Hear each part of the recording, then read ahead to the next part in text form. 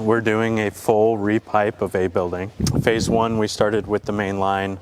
It's heat traced and insulated. Phase 2 was replacing all the piping in A building. Now we're on to phase 3 currently, where we're coring out and inserting sleeves to replace the lateral lines here. Now that would be the entire plumbing for A building after phase 3 has been taken care of. Now, while we were on site over the winter, they had some below grade water intrusion as well. So their HOA liaison that had been, conducting the weekly construction meetings with us, walked us around, showed us these below grade issues. We got our landscape architect involved to come do a site inspection. We determined that the best plan of action and best way to address that would be a sub pump in the back here. They had a French drain on behind their retaining wall. It just wasn't addressing the below grade far enough. So we actually dug down 14 feet, installed the sub pump, and then ran that into a new French drain and out into their catch basins and drainage system. So can you show us the drainage system? Yeah, so it's actually on the back side of B building here. Well, actually they didn't have it behind the retaining wall. You can see down here how the ground's kind of disturbed. This is where the existing French drain was. They had no pumps, no drainage behind. We decided to put a sub pump down there. I think the next plan of action will be put one right here as well. But we installed a new French drain, the entirety of this length of this back of this building. That's set 3 feet, 4 feet down, and it runs into the catch basin on the north end and the south end. Now we'll go over here to the sub pump, which was quite fun to install. It was a very, very deep dig, and if you want, you can take a look. So there's the sub pump. It's currently running right now. They're still continuing to build on it, and there's still some work to do on it. But as you can see, hold your phone, hold your stuff. It is 14 feet, 17 feet with 14. At 14 feet, there's water. That's going to feed into this drainage line and into the catch basin down there, which then feeds down into the lower catch basin. Now, this all stemmed from below grade water on the back side of this building in that walkway, on the wall of Jasmine, as they call it in the community, and then additionally their electrical room. They're going to send out some guys to de-energize the room, their electrical room there, so that we can address some of the damage. Now, they also installed a new catch basin for this to feed into, which is here. And this one's a little bit not as deep. It's about 4.5 feet. So that runs and pumps into this one. Then gravity takes it down to the next basin, and then it runs out their drainage system. So you can see there's quite a bit of drainage, just moving water away from the building and out. Now, so I have a couple of questions. Yeah. What did they see when they first noticed that there was water intrusion? Water actually was coming from their basal wall into their walkways, and then out into their electrical room and down the stairs. There's still some water intrusion as we're still installing this. I can show you. That would be perfect. Yeah, but here is that the water feeds into, and you can see just this steady stream of water coming off that hillside and feeding away. All this water was filtered into the back of that building, and over time it found the least path of resistance into the building. So you can see on their wall of Jasmine, this is, what they were seeing, and they still are seeing as it's not finished. So it hasn't been pumping that long. This was actually spread, and you can kind of see how far it's gone.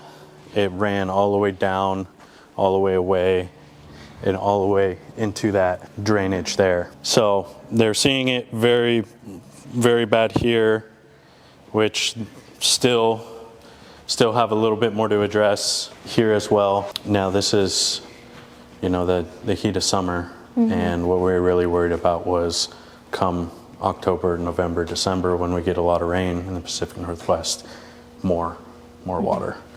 So that should help address some of the water issues. They have it running now. They've had it on and off over the last week, and that's why you see some of the residual water and still some water coming in. It's because it hasn't been running consistently. Well, what ended up happening was this is the electrical room that we were seeing water in, and there's still a little bit more water residual here and some water into here.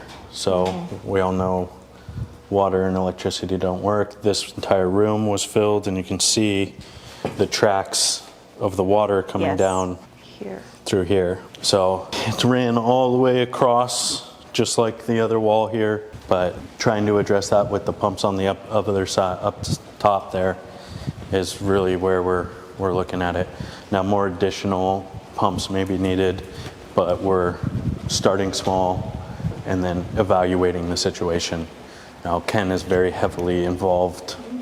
Our landscape architect is heavily involved in this, and this whole entire stairway was wet. You can see this is all water that had come down and actually run down the stairs from that building. So taking it further up, what started all this and the first notice of water intrusion was in this hallway, and that actually ran all the way down through that stairway and in. And you can see the bubbling on the drywall. This is all due to water, and it was coming in, hitting the back of the wall, finding a way in, and then moving all the way through. So this had about a ½ inch of water before we started the pump, and you can see that this ran all the way here, all the way out, and down those stairs, and all the way across. Right.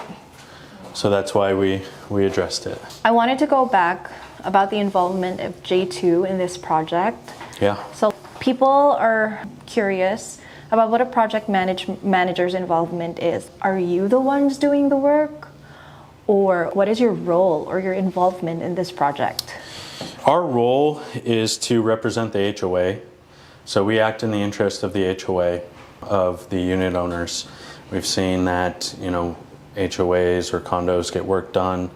They have no one to inspect the work. So with that, naturally, some things get missed. So what we do is we do our weekly inspections. We inspect the work that's getting done. We communicate with the HOA. We communicate with the contractor, and we ensure the contractor is submitting all the proper documentation, doing the work properly, and then, the above and beyond. Interacting, especially with the unit owners here, and a repipe job is very invasive.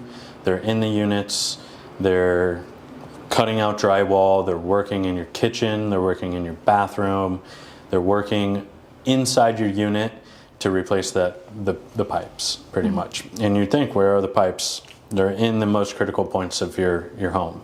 Bathroom, kitchen, places that you use every single day.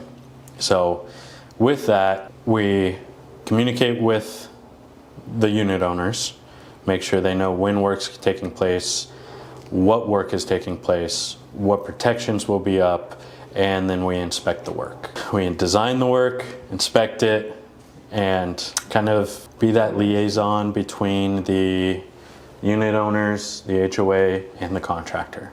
So it provides value just in the fact that the communication is better, that they can sleep at night knowing that the work is being done properly, that it is designed properly, that it's going to last another 30 to 50 years, in some cases longer.